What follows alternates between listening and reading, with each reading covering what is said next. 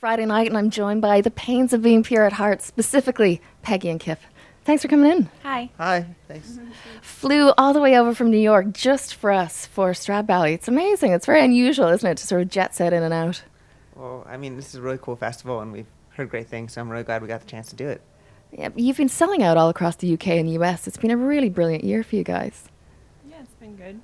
Yeah, I mean, we just try to do the best we can, you know. There's no rhyme or reason. We've been really fortunate with the new record, but, you know, just got to keep on working. But I mean, how do you feel a big difference from the first album and the shift? Because I know you'd done a lot of split singles and you'd done an EP, and the first album was really well received. But there's been a big jump with this one, with all the TV appearances. And do you feel it yet, or does it still feel too slow? I think with everything in our band, it's always been like really gradual steps along the way. Like when we started out, starting at Peggy's birthday party like 5 years ago, each thing we've done, we've been lucky. It's just been sort of a incremental and slight adjustment, and we obviously had no idea that we'd in 5 years be playing big festival in Ireland. That was not on our radar at all, but we're just really grateful that we've gotten a chance to enjoy each step along the way and not be pushed too fast. Oh, that's nice to hear. Often, there's sort of, the 17-year-old boys sitting around going, okay, this time next year we're going to conquer the world. We're going to be playing stadiums. So if that wasn't... No, none of the bands that I like really did that either. So. And if those 17-year-old boys want an opening band while they're conquering the world, we're happy. Okay, you don't mind supporting spotty young things. I do actually. Spotty Young Things, yeah. I think that's a new show on CW. Okay. It'd be a good name for a I band. think that's going to be our next album. I'm completely in love with Heart in Your Heartache. It's when you first start listening to the album, all the sort of great shoegaze and fuzz and guitars are there, and then all of a sudden you get this really pop gem from it. So there's a lot of variety. You have some pop in you. Yeah, I mean, I think we kind of structured the album so that it was kind of symmetrical in a way, but it also kind of hit all the points that we wanted to make. But I don't know, pop is kind of at the heart of it, I think.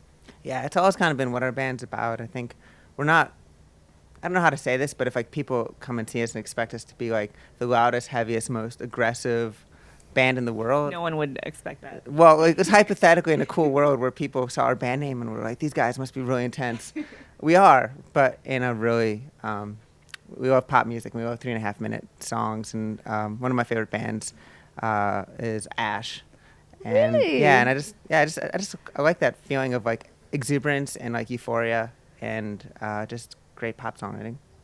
That's really teenage anthems. So when you got into them, was it like Shining Light and Oh Yeah and Yeah, I mean it's the first Girl album from is Mars, especially yeah, Girl from yeah. Mars, Angel Interceptor, that first album is goes up to everyone Weezer's the definitive American version of really amazing, powerful rock pop, kind of nerdy good stuff. But I think Ash's first album is right up there in that vibe. And I also love Supergrass a lot.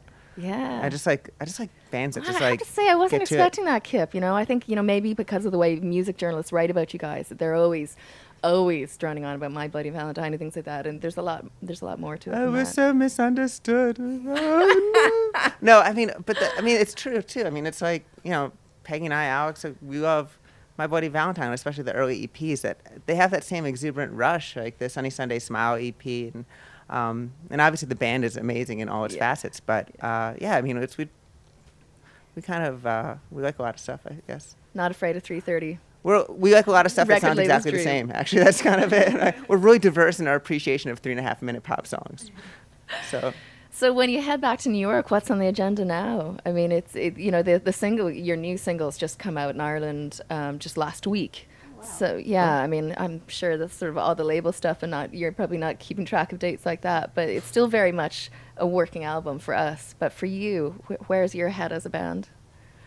We're just hitting up a bunch of places that we haven't been to yet, because we've been a touring band for, 3 or 4 years now, but there's still places that we haven't gone, amazingly, Calgary and Brazil. We've never been to Brazil, so we're going there in a couple of weeks. Definitely, yeah. I mean, we have a U.S. tour coming up with a band called Twin Sister and Big Troubles, who we're both fans of, and America's really geographically huge, and even if you tour for a month straight, you've only gone to about a third of the places. So we're just trying to like, go as many places as we can and play these songs. And we're really proud of the album that we made, and we're just really happy to share it with people right now. Well, I'm really looking forward to catching up with you guys later. It's a great time slot. It's a perfect time to be in a tent. I think you're going to have a really good picnic. Cool. Maybe there'll be some drizzle. That makes our shows in tents really popular. Okay, I will pray for rain for the pains of being pure at heart. Thank Thanks you. for coming in. Thank you. Thanks.